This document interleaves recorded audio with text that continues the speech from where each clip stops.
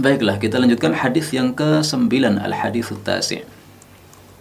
Qaulu Rabbina, perkataan Rabb kita, fil infitar, dalam surat al-infitar, wa idzal biharu fujjirat, dan apabila laut-laut itu fujjirat, ya, dialirkan atau ditumpahkan airnya.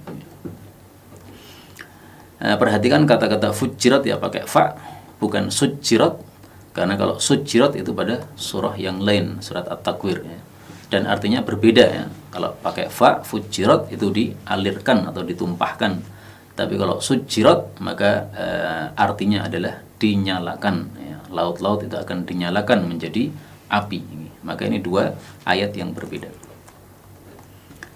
Hadis yang berkaitan dengan laut diriwayatkan an Umar radhiyallahu anhu qala Rasulullah sallallahu alaihi wasallam, laisa min lailatin, tidak ada satupun malam, illa kecuali wal bahru, laut itu yushrifu fiha, melongok pada malam tersebut, thalatha marratin, sebanyak 3 kali melongoknya itu.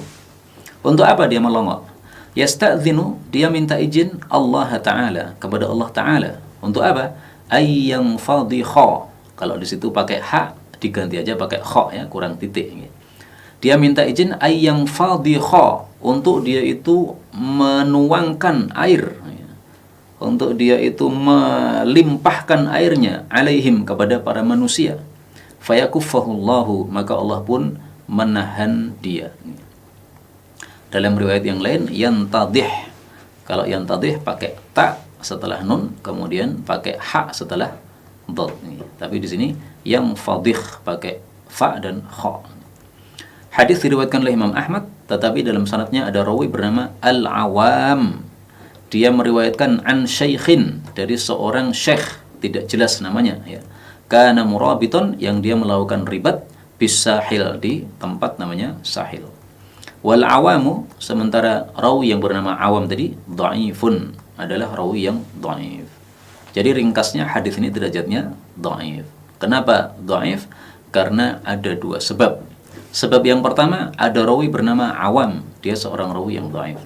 Dan dia meriwayatkan dari syaikhin, seseorang. Nah, seseorang syekh ini enggak jelas. Rawi majhul kayak begini, ya, mubham, tidak jelas siapa dia. Ini juga menyebabkan sanadnya dhaif, ya. Nah, maka kedhaifannya dari 2 sisi. Awam itu seorang rawi dhaif, kemudian syekh ini tidak jelas siapa dia, kondisinya bagaimana. Tapi meskipun hadis ini dhaif, tidak ada masalah kita riwayatkan seperti ini dalam buku ini, ya, demikian juga dalam buku-buku yang lain. Yang penting kalau ada hadis dhaif maka dijelaskan kedhaifannya. Karena apa? Bedanya hadis sahih dengan hadis yang dhaif. Kalau hadis sahih itu bisa diyakini sebagai sabda Rasulullah sallallahu alaihi wasallam. Kalau hadis dhaif tidak bisa diyakini sebagai sabda Nabi. Lah terus bagaimana? Ya, hanya ada kemungkinan saja. Kemungkinan Nabi bersabda seperti ini, kemungkinan juga tidak. Nah, maka saya sering berdoa dalam majelis seperti ini, mudah-mudahan kita semuanya bisa berjumpa dengan Rasulullah sallallahu alaihi wasallam di dalam jannah, dan kita bisa bertanya kepada Nabi sallallahu alaihi wasallam tentang hadis-hadis seperti ini. Apakah benar engkau mengatakan hadis seperti ini ya Rasulullah? Karena dulu di dunia kami mendengar hadis seperti ini, tetapi dhaif. Nah, dhaif itu ada kemungkinan Nabi bersabda, ada juga kemungkinan Nabi tidak bersabda. Nah, maka hadis ini sangat bagus membicarakan tentang laut, ya. Laut itu setiap hari 3 kali minta izin kepada Allah untuk ngamuk kepada manusia. Kenapa? Karena manusia sudah banyak maksiat. Sehingga laut melihat manusia bermaksiat itu sudah marah-marah laut ini. Minta izinnya kepada Allah adalah untuk menerjang umat manusia yang ada di samping mereka atau ada yang ada di daratan-daratan itu.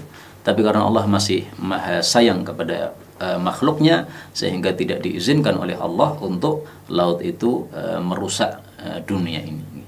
Tapi nanti di akhir hayat dunia ini, yaitu ketika sudah terjadi kiamat, Allah izinkan lautan itu untuk menumpahkan airnya. Nah, itulah makna idzal biharu fujirat, ya, ditumpahkan airnya seluruhnya. Nah, setelah ditumpahkan airnya seluruhnya menjadi kering kan, nah, kemudian dibakar menjadi api oleh Allah Subhanahu wa taala, yaitu pada surat yang lain idzal biharu sujirat.